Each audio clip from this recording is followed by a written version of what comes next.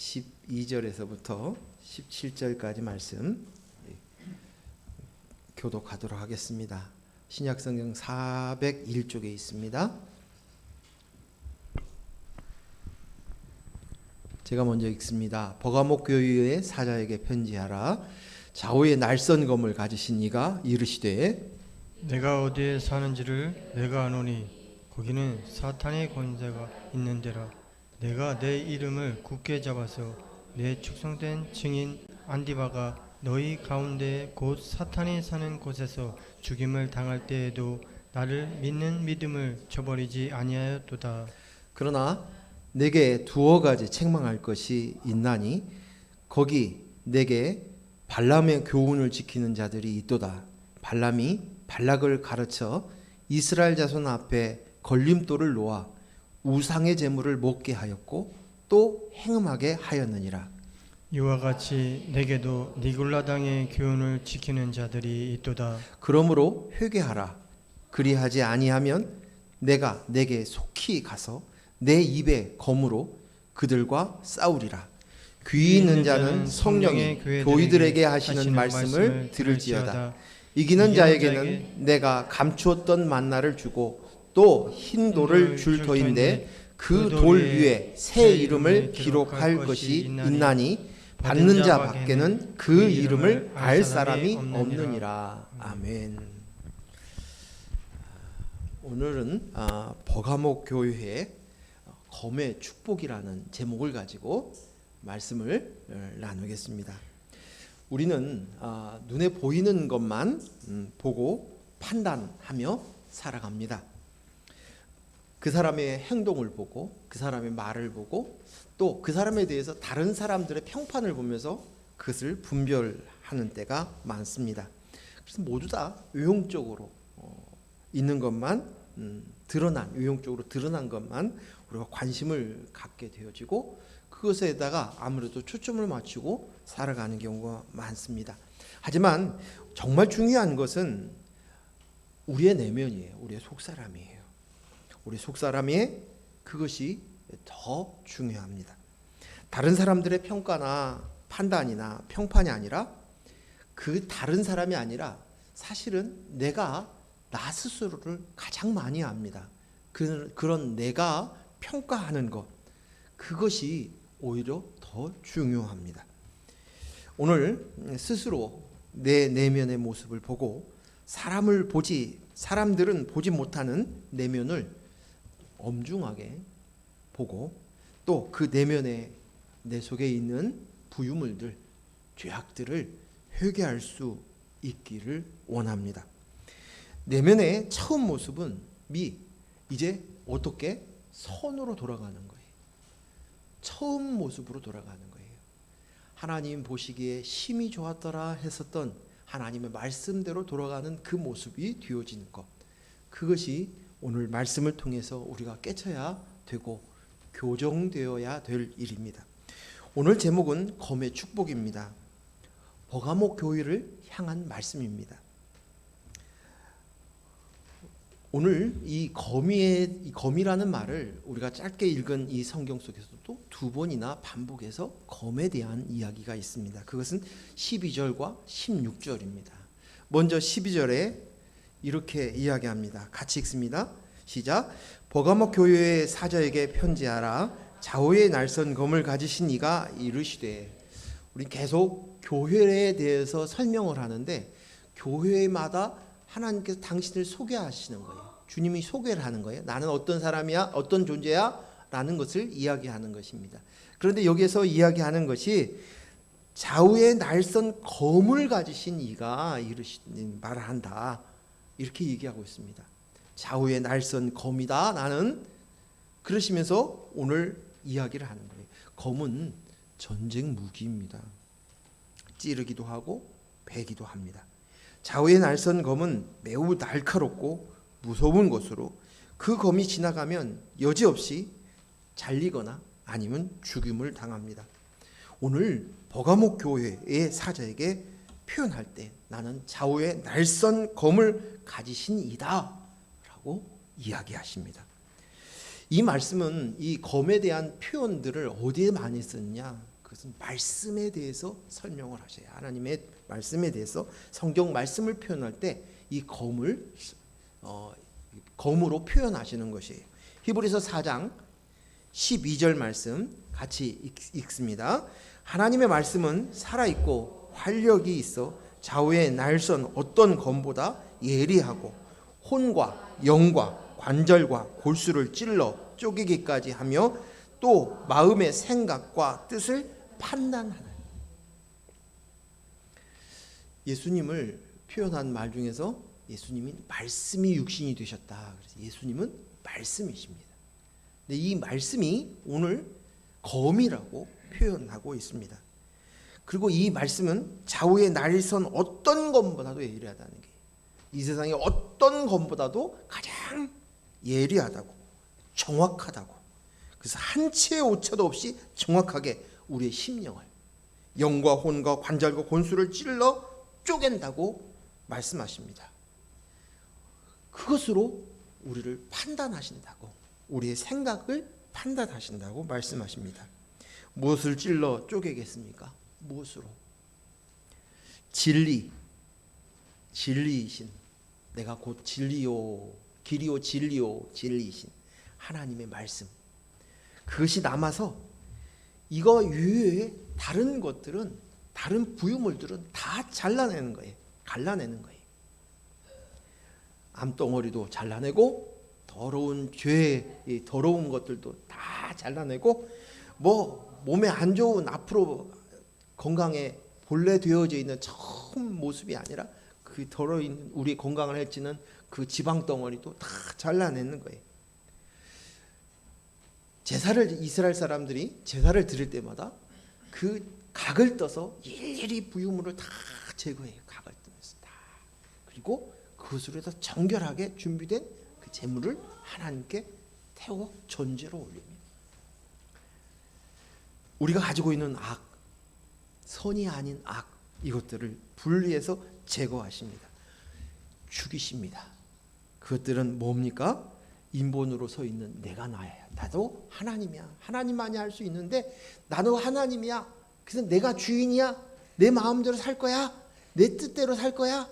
내게 이익이 되면 좋은 거야. 내게 이익이 안 되면 나쁜 거야. 내 눈에 보기에 좋은 것이 좋은 것이야. 라는 인본의 모든 것들을 다 잘라서 죽이십니다. 예수님께서는 유월절 어린 양이십니다. 그런데 그 예수님이신 어린 양이 십자가에 위에서 죽으셨어요. 진리의 검이 내가 나야를 정확하게 오늘 예수님이 십자가에 죽으셨던 것처럼 죽이시는 것이에요. 정육하는 기술자들을 보면 기가 막히더라고요. TV에서 이렇게 정육하는 모습들을 이렇게 보면 넋이 빠져가지고 쳐다보게 돼요. 그래서 관광상품을 만들어서 그 정육하는 것을 보여주기도 하고, 일본에서 그 참치 잘라내는데 부위별로 정확하게 다 잘라내는 것이, 하나님께서 우리를 정확하게 그 검으로 너를 정육하겠다라고 이야기하십니다. 에베소서 6장 17절 말씀 같이 읽습니다. 구원의 투구와 성령의 검 곧 하나님의 말씀을 가지라. 아멘.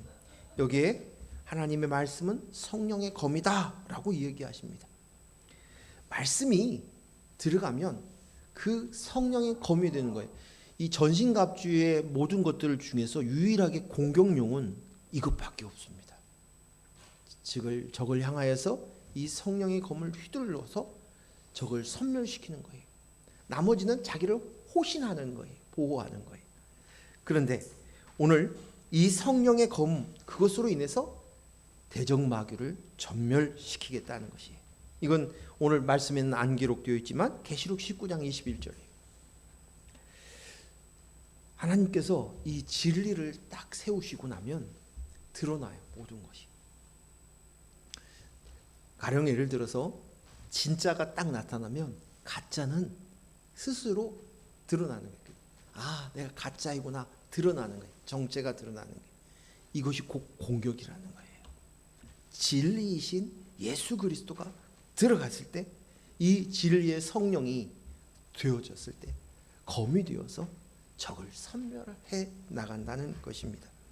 그래서 진리 위에서 반듯하게 서 있은 그 칼끝처럼 날카롭게 서 있는 모습 앞에 대적마귀는 내가 나야는 도망치고 죽을 수밖에 없다는 것입니다. 자, 13절 말씀 우리 같이 읽겠습니다. 시작.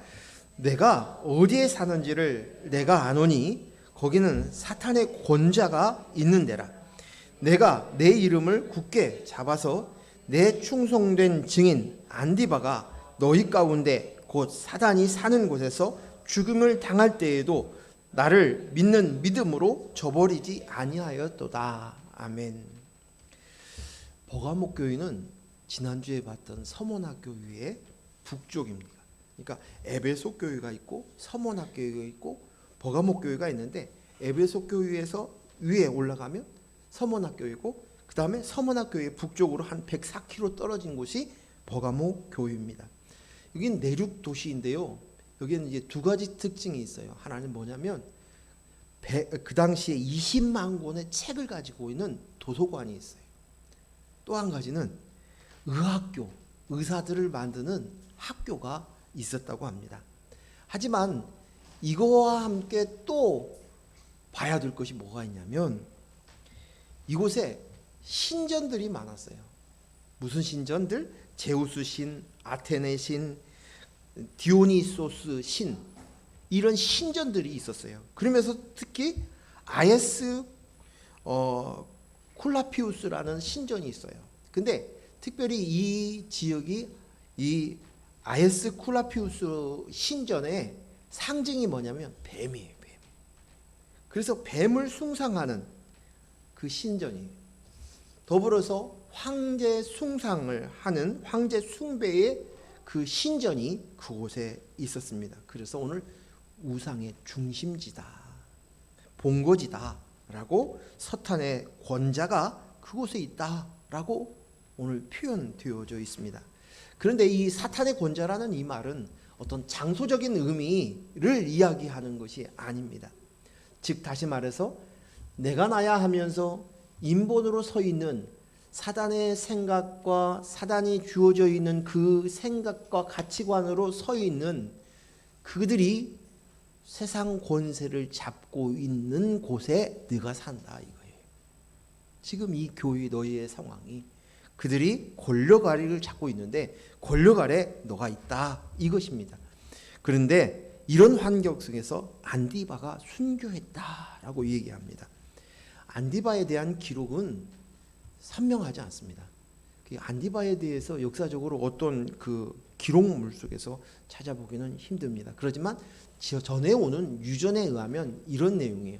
안디바는 버가목 교회의 감독이었는데 황제 숭배를 거부하다가 벌겋게 달구어진 노쇠로 만든 황소 위에서 타 죽었다고, 순교했다고 그런 유전이 전해져 오고 있습니다. 지난주에 봤던 서문학교의 폴리캅 이야기하고 비슷한 것 같아요.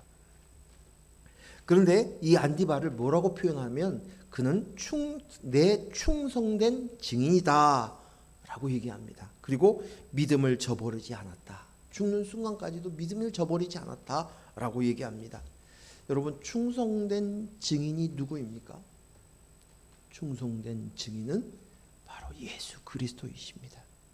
예수 그리스도께서 십자가에 죽으시면서까지도 하나님 아버지의 아들로서 대신 죄인이 되어서 내 대신 나의 죄를 지시고 십자가에 못 박혀 죽으셨습니다.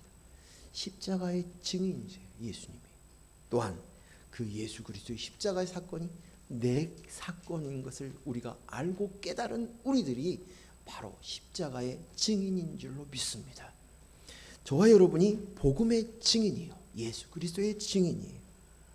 우리는 이 세상에 사단의 권세 아래 있습니다. 그들이 권자를 잡았습니다. 그런데 그곳에서 우리는 증인이 되어야 돼. 즉 다시 말해 실체가 무엇인지를 아는 거예요.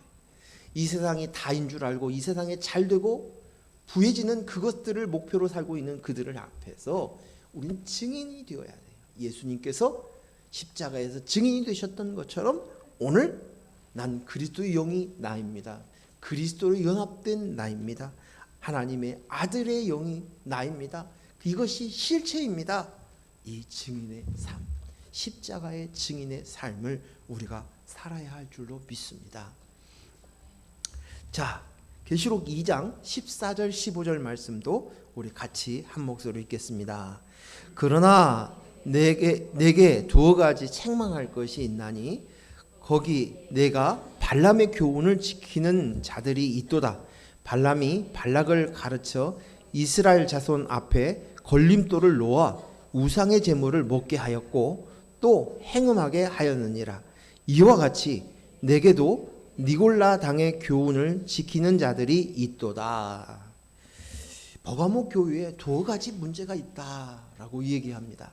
그 책망할 것이 있다, 문제를 지적하십니다. 근데 이것은 뭐냐? 겉에 보여지는 모습들이 아니라 이것은 순교자도 있는 정말 충성된 증인도 있었지만 그러나 너희 내면의 문제다. 이 두 가지의 문제는 다 우리 교회인 우리 속에 내 내면을 보시고 계신 하나님께서 그 문제를 지적하고 있는 거예요. 다른 사람의 문제가 아니라 바로 나 내면에 있는 그리스도의 영이 납니다라고 하고 있는 저와 여러분 안에 있는 문제인 것입니다. 그 첫 번째 문제가 뭐냐면 발람의 교훈을 지키는 자들이 있다라고 이야기합니다. 발람의 교훈이 무엇입니까? 우리 성경 한번 보겠습니다. 민수기 24장 25절하고 바로 이어서 25장 1절입니다. 같이 보겠습니다. 25절 같이 읽습니다. 발람이 일어나 자기 곳으로 돌아가고 발락도 자기 길로 갔더라. 1절. 이스라엘이 시딤에 머물러 있더니 그 백성이 모압 여자들과 음행하기 시작하니라. 아멘. 발람은 하나님을 아는 선지자인데 이는 하나님의 선지자라고 얘기할 수 없는 거짓 선지자예요. 그는 하나님을 예언하는 자입니다. 하나님을 아는 자입니다. 그런데 모압 왕 발락이 이제 이스라엘 사람들이 자기 땅으로 점점 가까이 오자 불안한 거예요. 두려운 거예요. 그래서 발람을 불러서 이스라엘을 저주하게 만들려고 합니다. 그러나 발람은 3번에 걸쳐서 계속적으로 저주는커녕 하나님의 말씀대로 축복을 하는 것입니다. 하지만 이 발람과 발락이 3번에 걸쳐서 오히려 이스라엘 백성들을 이스라엘 축복하고 헤어졌다. 그것이 25절이에요. 근데 25장으로 넘어서 딱 들어가는 1절의 말씀에 보니까 그대로 헤어졌는데 그 다음에 모압 여자와 음행하기 시작했다라고 시작하고 있습니다. 성경은 모든 사건을 다 순서대로 기록해 있질 않아요. 목적이 있게 성경을 기록합니다. 그래서 어떻게 해서 이렇게 되었지? 라고 생각할 수 있지만 이 사이에는 분명한 문제가 있었던 거예요. 그냥 헤어지고 만 것이 아니라 이 일로 인해서 모압 여인과 음행하고 우상에게 절을 하여 그 결과로 인해서 이스라엘 사람들은 연병으로 24,000명이나 죽임을 당합니다. 그 일이 있었어요. 근데 그런 것을 보았을 때 오늘 24장과 25장 이 사이에 자세히 기록되어 있지 않았지만 분명히 발락과 발람 사이에 무슨 문제가 있었던 어떤 일이 어떤 사건이 어떤 모정의 계략이 그 속에 있었다는 것을 알 수 있습니다. 그 근거로 오늘 이 말씀 속에서 14절에 기록된 내용으로 우리는 유추할 수 있어요. 그 사이에 어떤 일이 벌어졌었냐? 제가 생각하기에는 2가지 것인데 첫째는 뭐냐면 발람이 발락이 준 재물을 많이 받았어요. 여기 성경을 보면 발락이 모압 왕 발락이 발람에게 준 재물이며 여러 가지 선물들을 주었는데 그것을 돌려보냈다, 거절했다 이런 말씀이 없어요. 즉 다시 말해서 받을 건 다 받고 그리고는 하나님이 두려워서 축복하고 말았다는 거예요. 저주하진 않고 못하고 그랬다는 것이. 발람은 하나님을 압니다. 그리고 하나님의 뜻도 알았습니다. 그런데 그는 지금 이 땅에서 주어지는 발락으로부터 받은 그 재물, 그것으로 인해서 그가 얼마나 이 땅에서 풍성함을 누릴 것인가, 그 마음에 유혹이 있었다는 것이에요.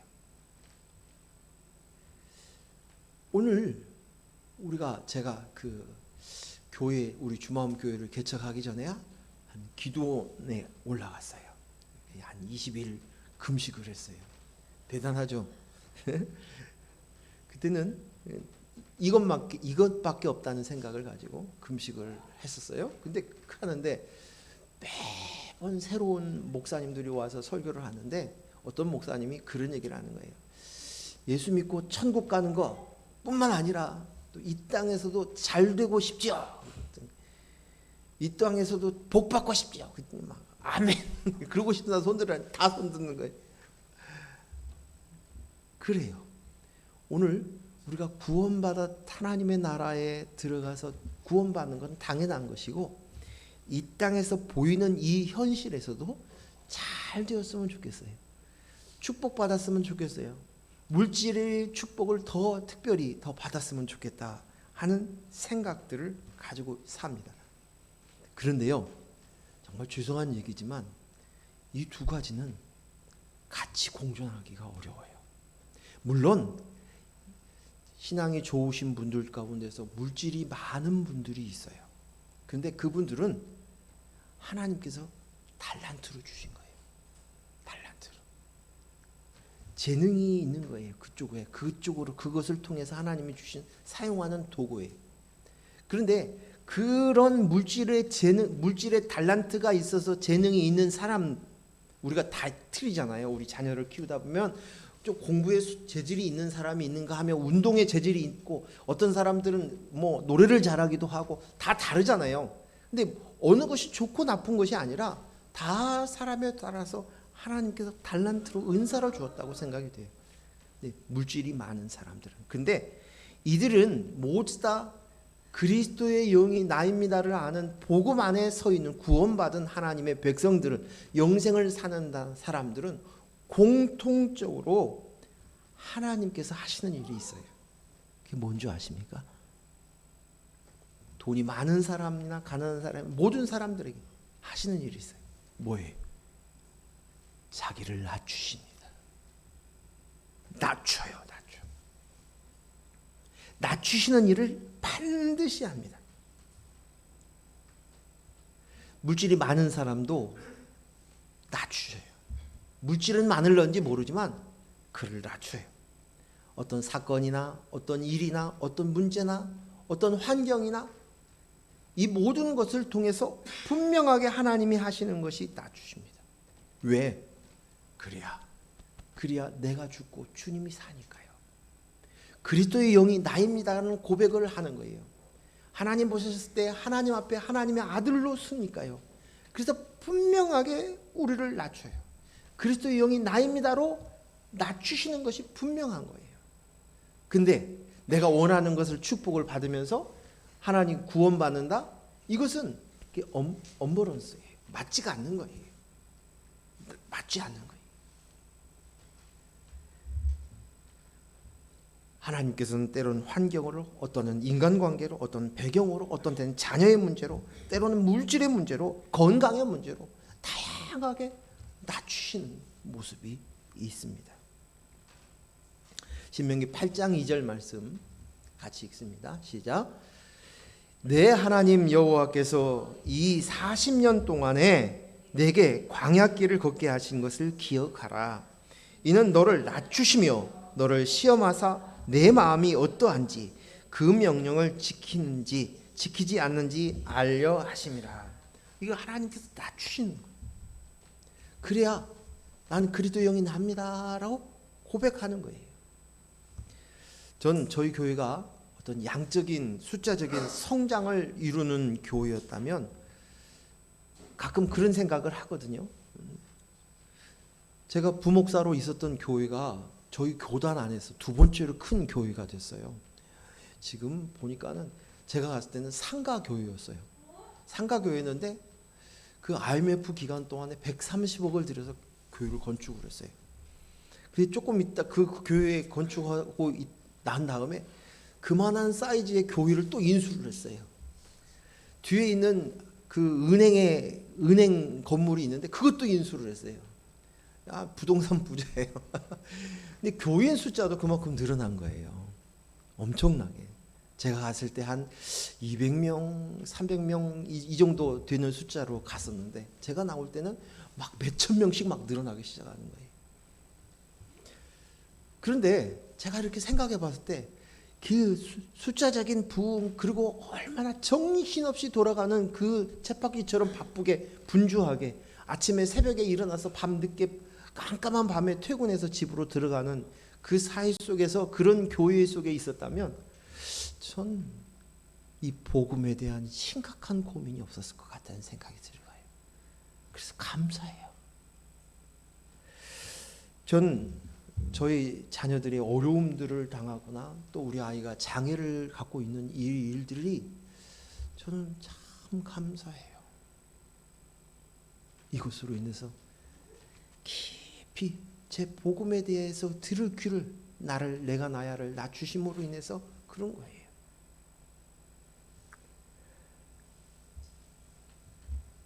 우리는 평탄하고 좋은 길을 가려고 하지만 하나님께서는 우리를 낮추시고 광야의 40년의 그 길을 가게 합니다. 그것을 통해서 우리를 깊이 진짜 복음의 본질에 대해서 얘기합니다. 저희 교회에 다녔던 교우들 중에서 저희를 떠났던 분들하고도 연락을 하기도 하고 어떤 경우에는 만나서 식사도 합니다. 근데 그분들을 떠나는 것이 가슴이 아파요. 가슴이 아프지만 이 복음에 대해서 본질적으로 동의하지 않으니까 떠나간 거예요. 다 이유들을 얘기할 수도 있겠지만 가만히 들어보면 제가 복음을 깨닫기 전에 그렇게 열심히 신앙생활하고 헌신하고 희생했던 그분들이지만 그러나 이 복음에 대해서 들을 귀가 없는 거예요. 못 알아들어요. 그런데 그것을 통해서 또 우리 교회를 저를 교회인 나를 하나님께서 복음으로 더 난 그리스도형이 납니다 라고 손들게 하시는 거예요. 그래서 우리가 지난주에 말씀 서머나 교회에서 말씀을 보면서 너는 아들이야 라고 하면서 마지막 로마서 8장 17절에 뭐라고 하면 고난도 같이 받아야 된다고 얘기해요. 고난도. 어떤 고난인지 사람에 따라는 다 다릅니다. 모양이 다릅니다. 하지만 그것을 통해서 하나님께서 낮추시는 작업을 하는 거예요. 내가 나야를 저 밑으로 떨어뜨려야 그래야 진리이신 그리스도가 나입니다라는 고백으로 주님 앞에 설 수 있는 것이에요. 어찌하든지 간에 발람은 하나님의 선지자가 아닌 것은 분명해요. 왜냐하면 그는 알고는 있었고 그 뜻도 알았어요. 은사가 있었어요. 하지만 그러나 그리스도의 영이 나입니다. 전부입니다. 이 복음 안에 들어있는 자는 아니에요. 그래서 참 선지자가 아니에요. 거짓 선지자예요. 오늘 우리는 내 내면을 잘 보아야 돼요. 발람의 교훈이 이 미혹이 우리 속에 있습니다. 그래서 복음 가진 자로서의 반듯하게 서 있지 않고 이것을 지키지 않으면 안 된다는 것이에요. 두 번째는 발람이 보니까 아주 교묘해요. 뭐냐? 자기는 자기 손으로 피를 묻히지 않아요. 즉 다시 말해서 하나님이 그를 싫어하신다는 것을 알기 때문에 끝까지 저주하지 않고 축복을 합니다. 그런데 교묘하게 어떻게 해요? 그들에게 유혹해서 모함 여인으로 인해서 유혹해서 그들이 탐욕을 교활한 여우처럼 그것에 넘어지게 하여서 우상에 절을 하게 돼요. 그들과 같이 하나 되게 하는 거예요. 이 모습들을 취해서 직접 자신이 그 일을 하지 않지만 그들 스스로 유혹에 넘어가서 그들 스스로 죄를 짓게 하여서 넘어뜨리게 하는 교활한 자예요. 누구예요? 사단이에요. 사단이 선악과를 따서 먹이지 않아요. 사단에겐 얘기합니다. 너 이 선악과 먹으면 하나님처럼 될 수 있어. 유혹합니다. 미혹합니다. 될 수 있어. 그래서 스스로 그것을 보고 보암직하고 먹음직해 보이니 그래서 따서 먹은 거예요. 이 뱀처럼 아주 교활하게 이것을 죄를 범하도록 만든 것이에요. 즉 다시 말해서 우리의 내면에 유혹이 들어가서 스스로 넘어지게 만든 것이에요. 오늘 우리는 사단의 유혹 속에서 끊임없이 우리를 사단이 유혹해요. 근데 그들이 직접 우리를 넘어뜨릴 수는 없어요. 발을 걸어 넘어뜨리질 않아요. 속삭입니다. 너도 하나님처럼 될 수 있어. 야, 같이 예수 믿는데 누구는 저렇게 잘 된다는데 내가 얘기했잖아요. 제가 얘기했잖아요. 그 속을 들여다보면 천만에요. 또 다른 문제 속에서 하나님 낮추시는 작업들을 한다니까. 그가 그리스도인이라면, 하나님의 아들의 영이라면 낮추신 작업이 있는데 내가 겉에 보이는 내가 부족한, 내가 너 낮아지게 하는 이 물질이 없으니까 나는 저 사람 부러워 하는데 그 속에 가보면 똑같이 다른 문제가 있단 말이죠. 근데 얘기하는 거예요. 너 이거 있으면 너 하나님처럼 될 수 있어. 너 성공할 수 있어. 사람들의 인정이 얼마나 달콤한지 알아? 사람들한테 칭찬받을 수 있어. 박수 받을 수 있어. 끊임없이 사단은 자기의 생각을 집어넣어요. 사단은 스스로 하나님처럼 되고자 한 자였어요. 그 생각을 그대로 하나님이 사랑하는 사람들에게 유혹을, 그 생각을 주입시키는 거예요. 오늘 발람이 그 일을 한 거예요. 자기는 피를 직접 묻히지 않았지만 그 생각들을 지어서 음행하게 하고, 그리고 모압 여인과 하나 되어서 음행하여서 우상에 절하게 된다는 거예요. 여기 보면 모압 여인과 음행을 저질렀다, 이 말은 우상과 하나가 됐다는 거예요. 거룩한 신부인 우리가 오직 신랑 되신 그리스도만 한 몸을 이루어야 될, 그렇게 만들어진 작정된 우리들인데, 아담과 하와를 지을 때도 아담의 뼈를 통해서, 갈비뼈를 통해서 여자를 만들었어요.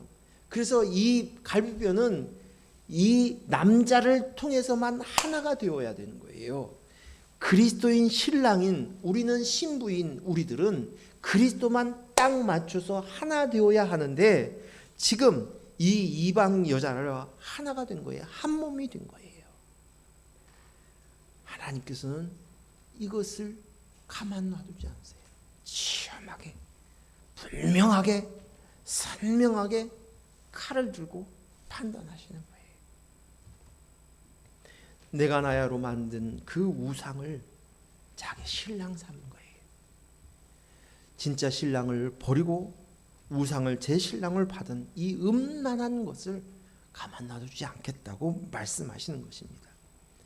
그래서 이 부분에 대해서 십계명에서도 두 번이나 얘기를 해요. 어디냐면 첫 번째는 두 번째 계명이 뭐예요? 우상이죠. 우상을 섬기지 말라. 출애굽기 20장 4절에서 6절 말씀 같이 읽어볼까요? 너를 위하여 새긴 우상을 만들지 말고, 또 위로 하늘에 있는 것이나 아래로 땅에 있는 것이나 땅 아래 물속에 있는 것의 어떤 형상도 만들지 말며 그것들에게 절하지 말며 그것을 섬기지 말라. 내 하나님 여호와는 뭐하는 어떤 하나님? 질투하시는 하나님인즉 나를 미워하는 자의 죄를 갚되 아버지부터 아들에게로 3, 4대까지 이르게 하거니와 나를 사랑하고 내 계명을 지키는 자에게는 1000대까지 은혜를 베푸느니라. 아멘. 여기 질투하시는 하나님의 표현을 쓰고 계세요. 너는 내 거야. 내 신부야. 내가 거해야 될 성전이야. 근데 감히 어떻게 우상과 같이 그러냐는 거예요. 하나 될 수 있냐는 거예요. 한 몸 되냐는 거예요. 바람을 피울 수 있냐는 거죠. 이건 양보 못한다고 말씀하십니다. 7계명은 또 뭐예요? 14절 7계명 간음하지 말라. 간음이에요. 간음. 명령이에요. 우리는 하나님의 형상과 모양으로 만들어졌어요. 그래서 오직 신랑 되신 그리스도만 모셔야 돼요. 타협할 수 없는 거예요. 모양도 손대서는 안 돼요. 바라만 봐서도 안 돼요. 오직 그리스도예요. 오직 그리스도의 영 바로 나입니다. 그리스도가 납니다. 그분이 신랑입니다. 이게 만약에 이것을 어기는 것은 하나님의 창조를 무너뜨리는 거예요. 목적을 무너뜨리는 것이에요. 선이 악으로 바뀌어지는 것이에요. 절대 타협할 수 없다라고 얘기합니다. 두 번째 지적한 것은 뭐냐면 버가모 교회가 니골라당의 교훈을 지키는 자들이 있었다라고 얘기하고 해요. 니골라당은 영지주의자예요. 니골라에 대해서 이미 에베소 교회에서도 얘기를 했어요. 그래서 문맥상으로 보면 영지주의를 했던 니골라를 따르는 사람에 대해서 교회가 7개 중에 3개 교회가 언급되어 있어요.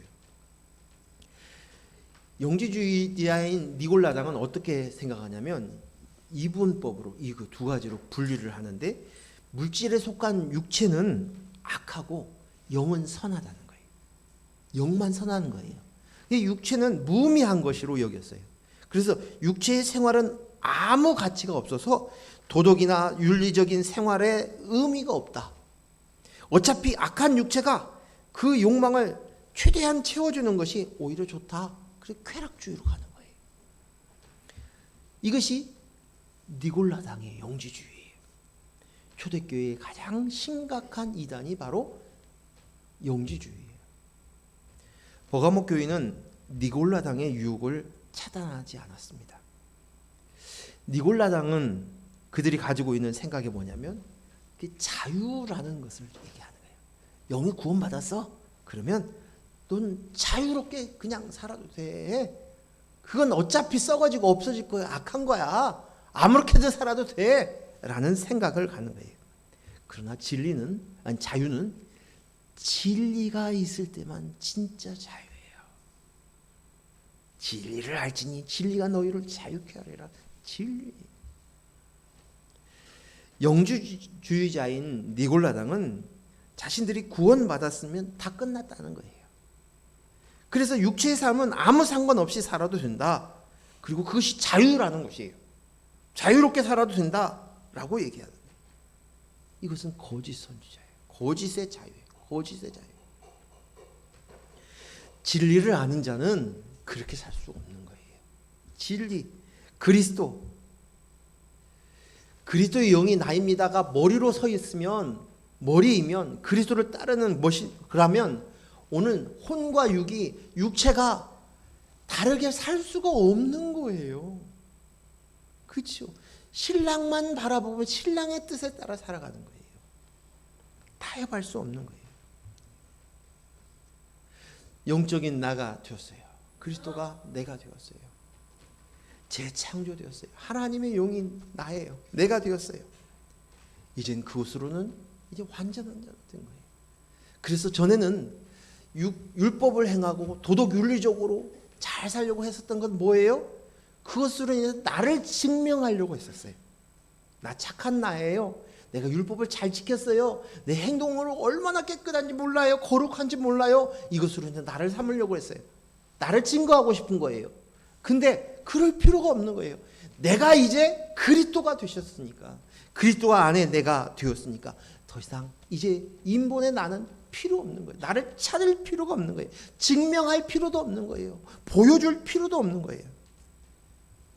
그리스도의 영이 따라서 사는 것이면 되는 것이 비교되지 않아요. 이제 그것으로 인해서 나 가지고 있는 이 자유함은 이루 말할 수 없는 희열이에요. 기쁨이에요. 그런데 이러한 생각들이 지금 이 시대에도 있어요. 가장 가까운 게 뭐냐? 구원파예요. 구원파. 복음에 대해서, 구원에 대해서 잘 설명을 해놨어요. 그래서 복음을 잘 설명했는데 뒤에 가서 보면, 그러니까 넌 자유자야. 자유를 강조하면서 마음대로 살아라는 거예요. 있을 수 없는 거예요. 진리를 가지고 있으면 이런 모습이 있을 수 없는 것인데도 불구하고 이것을 얘기해요. 그러니까 그 안에 있는 사람 너무 숨을 쉬는 거 막 자유하는 거예요. 지금 현재 살고 있는. 동영상에 보면 구원파들의 동영사들이 나와요. 근데 복음을 설명은 그럴싸해요. 그럴싸해. 저 사람 뭐 좀 아는 사람인가? 복음에 대해서 어느 정도 깨달았는가? 근데 자세히 들어가면 교묘하게 그 속에 거짓된 것들이 들어가 있는 거예요. 아직도 복음을 깨닫지 못하는 거예요. 내가 아들이면, 아버지의 은혜를 깨달은 아들이 되면, 그러면 그 다음에는 어떻게 해야 돼 하는 율법과 규례는 필요 없는 거예요. 스스로 내 마음속에서 내가 아버지를 위해서 무엇을 할 것인가, 아버지를 기쁘게 하기 위한 삶을 살아가는 거예요. 이와 마찬가지인 것입니다. 우리는 내면의 그리스도 영이 나입니다. 이것이 이 훈련으로 바로 서 있지 않으면 그때 교묘하게 들어옵니다. 그리스도의 영, 그 영이 확장되지, 그리스도의 영이 나입니다라는 이 생각의 가치로 인해서 내 혼과 육에 훈련되어지고 확장되는 것들이 어느 순간 멈췄을 때 기가 막히게 그 순간 이 생각들이 우리를 들어오게 합니다. 그게 니골라당에 빠질 수 있는 거예요. 무너지게 되는 거예요. 지금 살고 있는 우리 가운데서도, 지금 우리도 그리스도의 영이 나입니다로 진리 위에 서 있지 않으면 이 생각들이 우리 내면에 장악하는 거예요. 잘 보십시오.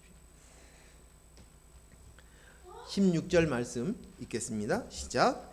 그러므로 회개하라. 그리하지 아니하면 내가 내게 속히 가서 내 입의 검으로 그들과 싸우리라. 내 입의 검으로 그들과 싸우리라 라고 말씀하십니다. 직접 싸우라. 회개하라.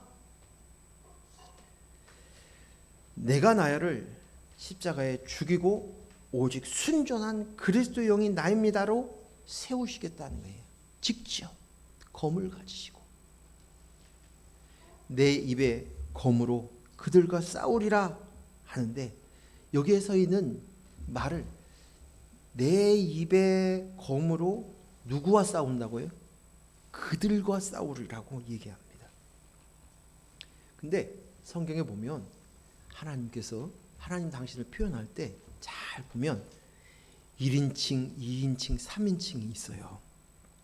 근데 하나님께서는 이스라엘 백성들을 표현할 때, 이스라엘 백성들이 순종할 때 내 백성이다 그래요. 1인칭을 써요. 내 백성. 그러나 이스라엘 백성들이 죄악으로 빠져 있을 때는 내 백성이라고 얘기해요. 내 백성이 아니라 내 백성이라고 얘기해요. 내 백성이라고. 제가 이 발음이 좀 잘 확실하지가 않아. 내 백성이에요. 때로는 오늘 말씀처럼 3인칭으로 그들이라고 얘기해요. 그들. 그래서 오늘 얘기하신 말씀이 내 입으로 그들과 싸우리라 하는 그들은 니골라당을 얘기하는 게 아니에요. 발람의 꾀를 따르는 사람들을 이야기하는 것이 아니라, 여기에서 말하고 있는 그들은 교회에 있는데 그들이 무기력하게 회개하지 아니하고 발람의 지혜를 따르고 니골라당을 따르는 그 영주주의에 빠지고 있는 그 내면에 가지고 있는 그들, 지금 믿음이 깨어서 근신하지 못하고 있는, 복음 위에 서 있지 않은, 진리의 거미에 서 있지 않는 그들을 향하여 주신 말씀이에요. 그들에게 내가 검을 휘두르리라, 싸우리라 라고 말씀하십니다. 회개는 돌이켜서 자기의 본 자리를 쓰는 거예요. 유턴해서 제자리를 잡는 거예요. 즉 다시 말해서 하나님이 창조하셨는데 이것이 하나님의 보시기에 힘이 좋았더라, 이게 선인데 지금 너가 회개해라.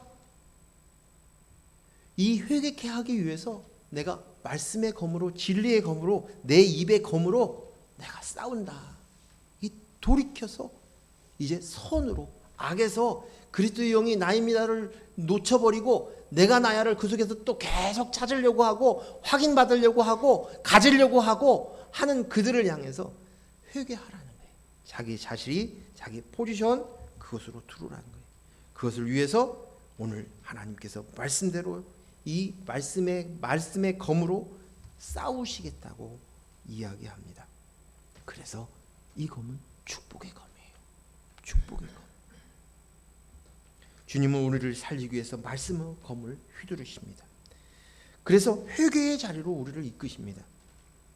교회를 향해서 주님은 말씀의 검, 성령의 검을 휘둘러서 회개케 하신다는 거예요. 제자리로 돌아가게, 제자리를 찾을 수 있도록 하신다는 거예요. 그래서 이것은 축복의 검이에요. 그리고 그 검은 우리 내면을 매우 날카롭게, 공의롭게, 정확하게 휘두르십니다. 다른 이들은 결코 알지 못하는 내 스스로의 그 내면, 아니 나 스스로도 지각하지 못하고 있는 그 내면의 문제, 그 생각, 사고, 우리의 영, 이것을 다루신다는 것입니다. 17절 말씀 읽습니다. 시작. 귀 있는 자는 성령이 교회들에게 하시는 말씀을 들을지어다.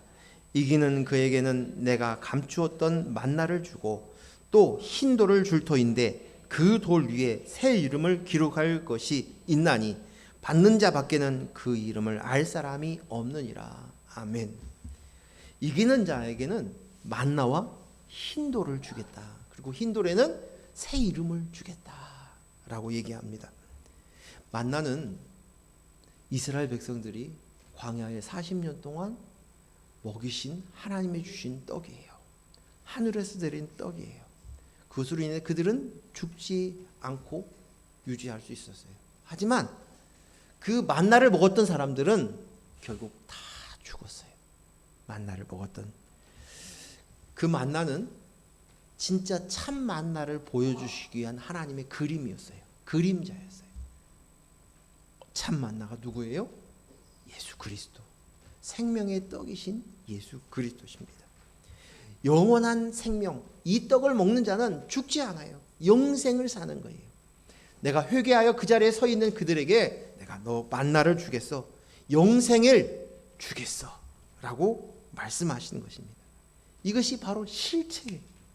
너희가 이제 진짜 필요한 거, 그 실체를 너에게, 그 만나를, 그리스도를 너에게 주겠다고 이야기하고 계시는 것입니다. 두 번째는 흰 돌이에요. 흰 돌은, 이 흰 돌이 뭐냐?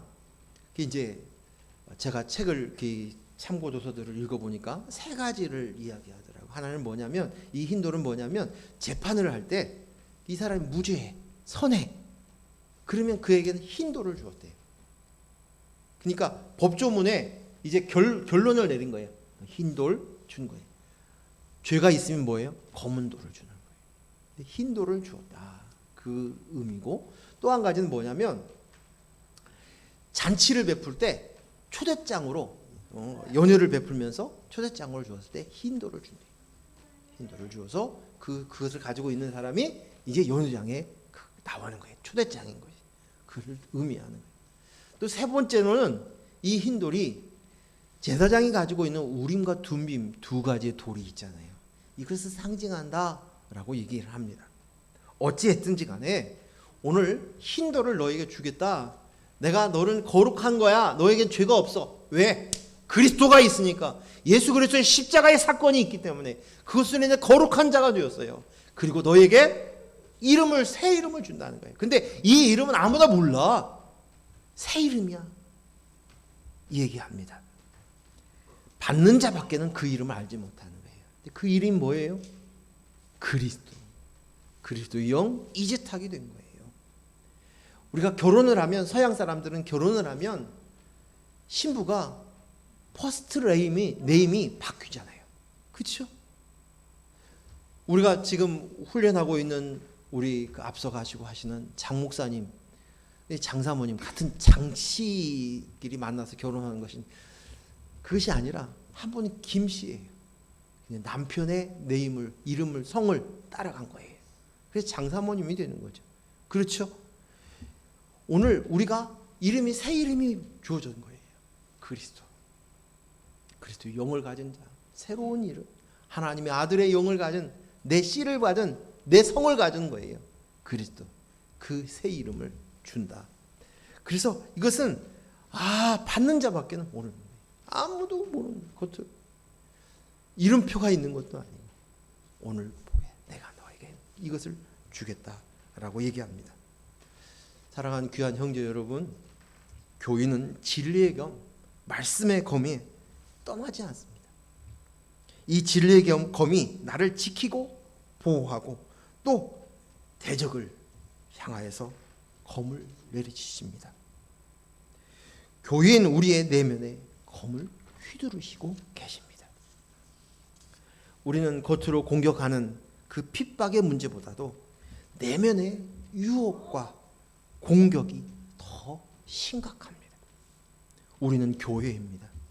하지만 끝없이 예수님이 용서해 주시니 나는 마음대로 살아도 돼 하는 이 거짓된 생각들을 잘라내십니다. 나 율법 잘 지켰으니까 나 예수 믿는 건 당연하고 나 더 이쁘지요. 교회와 하나님께 인정받으려고 하는, 내가 얼마나 오랫동안 예수를 믿은 줄 아십니까? 내가 다른 사람과 비교했을 때 괜찮아, 이런 거짓된 생각, 그것으로 나를 삼으려고 하는 그것들을 잘라놨습니다. 끝없이 내가 힘쓰고 애쓴 그것으로 인해서 예수 그리스도 공로 말고 내 공로를 가지고 주섬주섬 챙기고 쓰려고 했던 그 생각들을 잘라내십니다. 100% 그리스도의 영으로 나입니다. 그리스도로 인한 그 의로 나입니다로만 쓸 수 있도록 그 진리의 검이 우리를 살리십니다. 정확하게 찔러내서 살아나게 하십니다. 그래서 사도 바울은 이것이 죽고 사는 문제예요. 내가 매일 죽노라, 매일 죽노라 하는 치열한 고백을 할 수밖에 없었던 것입니다. 거룩한 그리스도의 영만이, 그리스도의 영만이 나의 머리이시고 내 성전, 그리스도의 영이 내 안에 있어야 내가 성전된 자가 교회입니다. 말씀 마지막으로 한 절만 보겠습니다. 사무엘하 12장 10절 말씀 같이 읽습니다. 시작. 이제 내가 나를 업신여기고 햇사람 우리아의 아내를 빼앗아 내 아내로 삼았은즉 칼이 내 집에서 영원토록 떠나지 아니하리라 하셨고, 다윗은 사도행전에 보면 내 마음에 합한 자라라고 얘기를 하고 있습니다. 그런데 오늘 다윗에게 너희 집에 내 칼이 떠나지 않을 거야 라고 이야기합니다. 우리는 예수 그리스도의 조상인 다윗, 그 다윗의 자손이 우리입니다. 교인인 우리입니다. 다윗은 그 내면에 게으름과 나태함으로 한순간 죄를 범하게 됩니다. 사단의 유혹에 넘어가게 됩니다. 발람의 꾀에 넘어가게 됩니다. 그래서 그 탐욕을 불려서 모함 여인과 탐욕을 저지른 것처럼 이제 자기의 충신이었던 우리아의 아내를 빼앗아 겁탈합니다. 그리고 우리아를, 사람들을 배신하고 죽입니다. 그때 하나님께서는 가만히 있지 않으시죠. 어떻게 해요? 우리아의 아내 밧세바와 다윗 사이에 있는 아이를 죽입니다. 거기서 끝나지 않습니다. 그는 계속적으로 이제 그 자녀들이 죽어갑니다. 셋째 아들 압살롬이 큰 아들 암논을 죽였습니다. 형제끼리. 또 암논은 누이를 범합니다. 압살롬은 반역을 하다가 결국 죽임을 당합니다. 넷째 아들 아도니아도 반란을 일으킵니다. 끊임없이 칼이 그것을 용납하지 않는 모습을 보게 됩니다. 이것이 그림이에요. 그림이에요. 우리 내면에는 이 죄가 독버섯처럼 퍼질 수 있습니다. 방심하고 한순간 이 훈련들을 게을리하면 순식간에 독버섯처럼 쭉 뻗어갑니다. 그때 축복의 검, 성령의 검, 말씀의 검, 진리의 검이 그것들을 나타내서 제거하시는 것이 우리를 회개의 자리로 쓰게 만드십니다. 검은 우리를 죽입니다. 내가 나야를 들춰내고 죽입니다. 그것은 곧 내 영이 살아난다는 것입니다. 교만의 독버섯, 음행의 독버섯, 탐욕의 독버섯, 내가 나야 하는 인본의 독버섯을 다 잘라냅니다. 그 성령의 검으로 내가 교인 너희를 싸우겠다고, 자르겠다고 말씀하십니다. 우리가 이 진리 안에서 똑바로 서 있는 저희들이 되기를 원합니다. 기도하겠습니다. 하나님 감사합니다. 오늘 주신 말씀들을 곱씹어 가면서 이 버가모 교회에게 주셨던 말씀, 곧 나에게 주셨던 말씀, 이 내면에 있는 모든 것들이 진리이신 그 성령의 검을 통해서 끊임없이 싸우고, 그리고 결국은 온전하게 그리스도의 영이 납니다. 회개의 자리에 서서 내가 아버지의 뜻대로 되었습니다. 모든 것이 말씀대로 되었습니다가 되어지게 하실 것을 믿습니다. 아버지 하나님, 이 싸움들을 우리가 끊임없이 해 나갈 수 있는 저희들 되게 하여 주시옵소서. 예수님 이름으로 기도했습니다. 아멘. 우리 찬양하면서 준비한 예물 하나님께 드리겠습니다.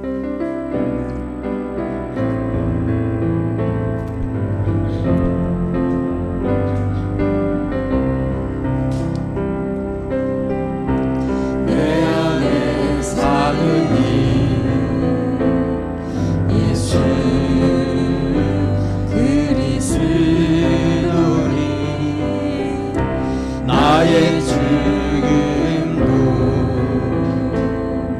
유익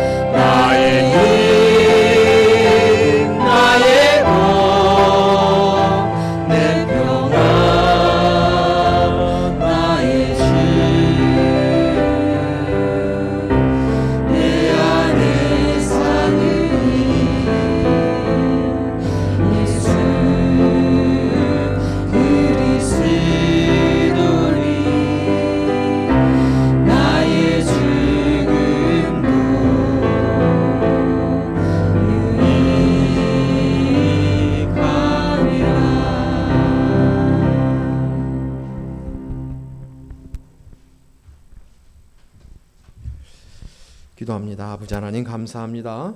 이 시간에도 아버지께 귀한 예물